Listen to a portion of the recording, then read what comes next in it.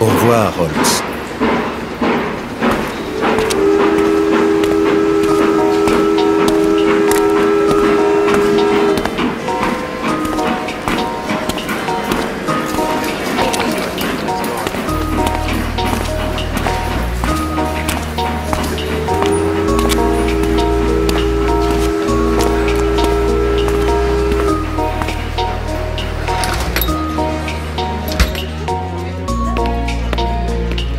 Un whisky, please.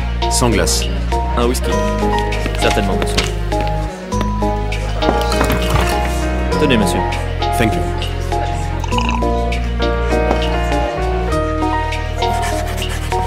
En ce printemps de 1894, tout Londres s'est ému de la mort de l'honorable Ronald Adair, assassiné dans des circonstances étranges, inexplicables. Cette affaire mystérieuse fourmillait de particularités qui, j'en étais sûr, aurait déchaîné mon ami Holmes. Au risque de répéter une vieille histoire trop connue, je vais d'abord récapituler les faits établis par l'enquête.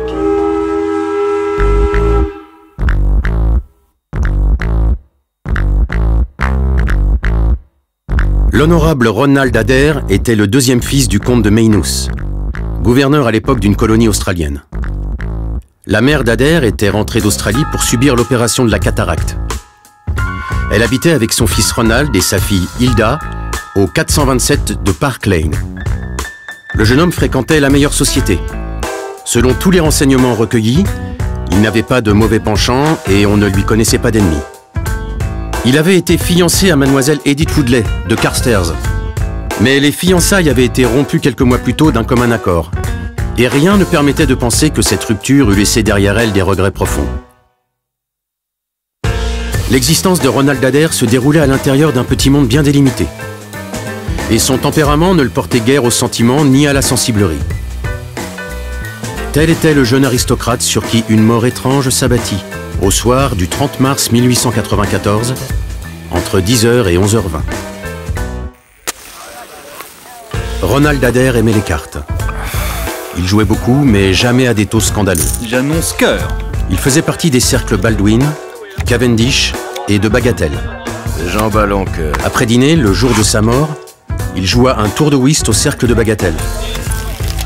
Dans l'après-midi, et au même endroit, il avait également fait une partie. Je double la mise. Bien joué, Sir Ronald. Ses partenaires, M. Murray, Sir John Hardy et le colonel Moran, témoignèrent que les jeux avaient été sensiblement d'égale force et qu'il n'y avait pas eu de grosses différences d'argent. Adair avait peut-être perdu 5 livres, mais pas davantage. Jouissant d'une fortune considérable, il n'avait aucune raison d'être affecté par une perte de cet ordre. Avec régularité, il fréquentait tantôt un cercle, tantôt un autre. C'était un joueur prudent qui gagnait souvent. Récemment, avec le colonel Moran comme partenaire, il avait gagné la coquette somme de 240 livres contre Godfrey Milner et Lord Balmoral.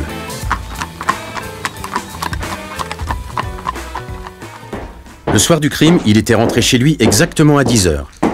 Sa mère et sa sœur étaient sorties. Elle passait la soirée chez une parente. La domestique déposa qu'elle l'avait entendu pénétrer dans la pièce du devant du deuxième étage, qu'il utilisait comme salon personnel.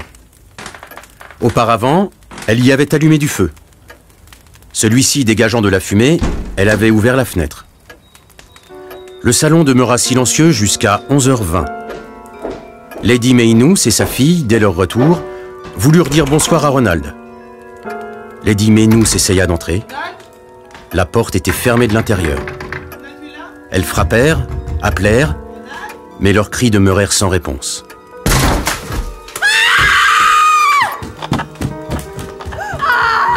Le corps de l'infortuné jeune homme gisait près de la table, la tête horriblement fracassée par une balle explosive de revolver.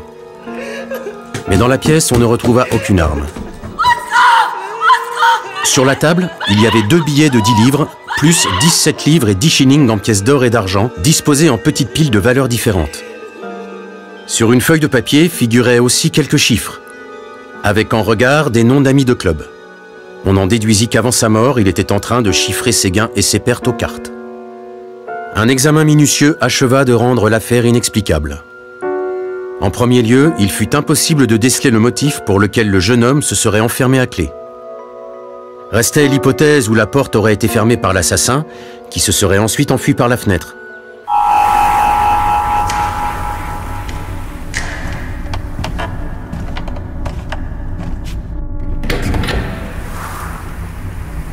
Mais la fenêtre était bien à 7 mètres au-dessus d'un parterre de crocus en plein épanouissement. Or, ni les fleurs ni le sol ne présentaient la moindre trace de désordre. Et on ne releva aucune empreinte de pas sur l'étroite bande d'herbe qui séparait la maison de la route. Apparemment, donc, le jeune homme s'était enfermé lui-même. Mais comment avait-il été tué? Personne n'aurait pu grimper par le mur jusqu'à la fenêtre sans laisser trace de son escalade.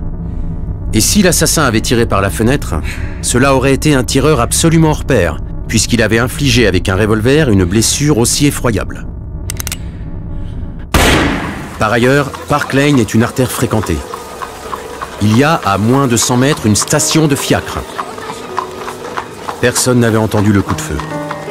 Et pourtant le cadavre était là, ainsi que la balle de revolver, aplatie comme toutes les balles à pointe tendre, qui avaient dû provoquer une mort instantanée. Tels étaient les éléments du mystère de Park Lane, que compliquait encore l'absence de mobile valable puisque, comme je l'ai déjà dit, le jeune Adair n'avait pas d'ennemi connu et que l'argent était resté sur la table. Votre monnaie, monsieur. Merci. Redonnez-moi un whisky, s'il vous plaît. Tout de suite, monsieur. Toute la journée, je réfléchis à ces faits. Je m'efforçais de mettre sur pied une théorie capable de les concilier, de découvrir cette ligne de moindre résistance que mon pauvre ami considérait comme le point de départ de toutes ses enquêtes.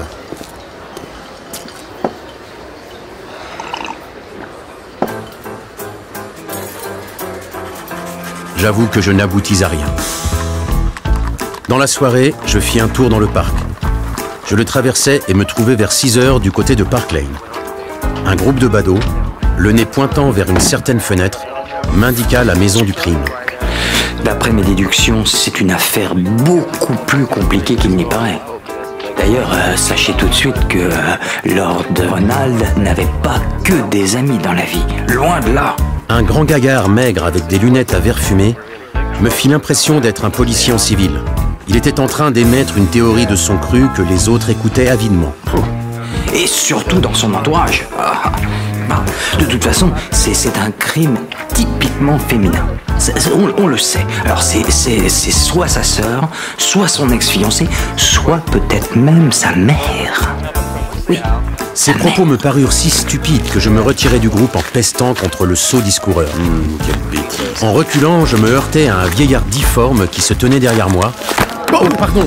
Toutes mes excuses, monsieur. Oh, mes livres. Le bonhomme devait attacher un grand prix au livre que j'avais si involontairement maltraité, car il vira sur ses talons en poussant un grognement de mépris, et je vis son dos voûté et ses favoris blancs disparaître parmi la foule. J'eus beau observer le 427 de Park Lane, je n'avançais guère dans la solution de mon problème. La maison était séparée de la rue par un mur et une grille dont la hauteur n'existait pas.